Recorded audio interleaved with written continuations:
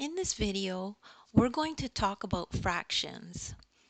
So if you have a problem like this that says, what fraction of the shape is pink?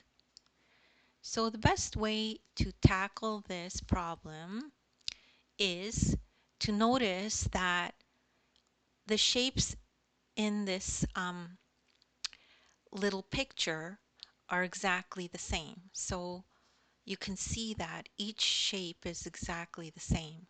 So the first thing you would do is count the number of shapes. So there's 1, 2, 3, 4, 5. So 5 shapes.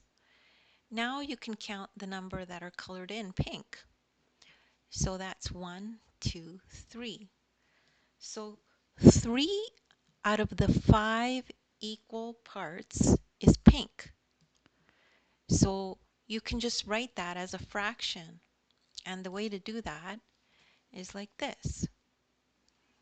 So 3 out of 5 of the equal parts are pink. So the answer is 3/5. What fraction of the shape is pink? 3/5 are pink. And that's it.